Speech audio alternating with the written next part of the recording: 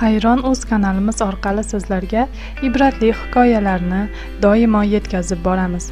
Ushbu dasturimizda ham sizlarga ibrat bo'ladigan bir hikoyani aytib bermoqchimiz. Bundan 5-6 yilcha avval qishloqda qo'shni qishloqdagi Orif qassob degan odam qazo qilibdi degan noxush xabar bizning qishloqqa ham yetib keldi. Dadamning aytishlaricha, rahmatli Orif qassob o'sha qishloqning obro'li odami bo'lgan ekan. Xabarni eshitib, qassobning yaqindan tanigan yor birodarlari janozaga otlanishdi. Janozadan so'ng Orif qassobning mayitini qabristonga qo'yib kelishdi. Ertasiga esa judayam qo'rqinchli xabar butun tumanga tarqalib ketdi. Kecha qabristonga qo'yilgan mayitning jasadi yer yuzasiga chiqib qolgan emish.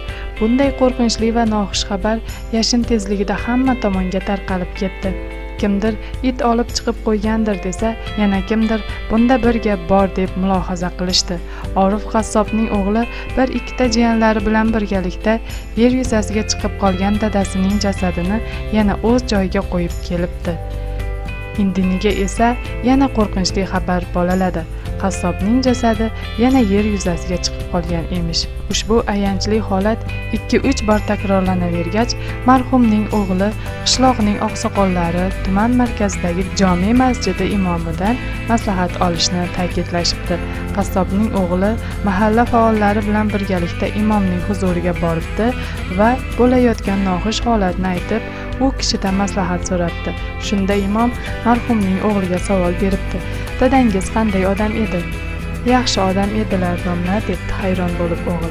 Hayotliklarida nima bilan shug'ullangan edilar? Debdi domla. Esimni taniganimdan beri qassobchilik bilan shug'ullanar edilar. Birorta nojo'ya harakatlarni sezganmidingiz?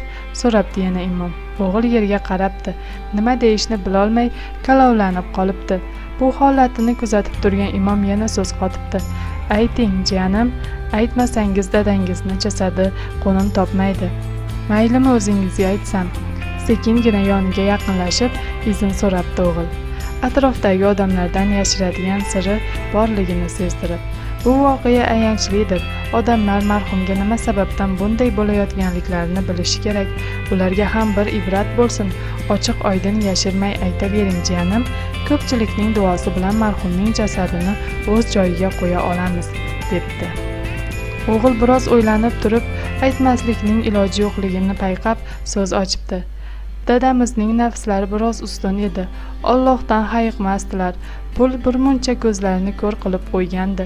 U kishi uzoq qishloqlardan eshak xarid qilib, o'sha yerni o'zida hech kim bilmaydigan pana joyda o'sha eshakni so'yib, go'shtini olib kelib, mol go'shtiga aralashtirib odamlarga sotar edilar. O'tirganlar birdaniga astag'firulloh deb baqirib yuboribdi.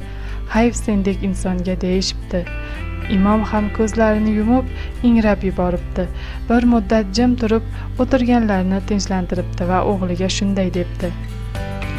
Jiyanim, dadangiz badnafs inson bo'lgan ekanlar. Harom qilingan narsani odamlarga, qo'ni-qo'shnilarga in'om qilib yurgan ekan. Mana shu sabab uni yer o'z bag'riga qabul qilmayotgan ekan. Afsus, afsus deb nadomatlar chekibdi. Endi uka odamlar ko'z oldiga katta bir novvosni so'yib qon chiqaring va odamlarga tekinga tarqating. Ulardan dadangiz nomidan kechirim so'rang. Gunohlarini afv etishini so'rab duo qilsinlar.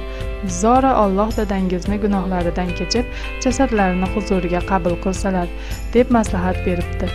O'g'il imomning aytganlarini qilib bo'lgach, dadasining jasadini yana qabrga qo'yibdi va ana o'shandan so'nggina uning jasadi tinch bo'libdi. Eng so'nggi sizlarni hayratga soladigan ma'lumotlardan xabardor bo'lishni xohlasangiz, Hayron.uz kanaliga a'zo bo'ling. Dasturlarimiz sizga ma'qul kelayotgan bo'lsa, like bosishni unutmang.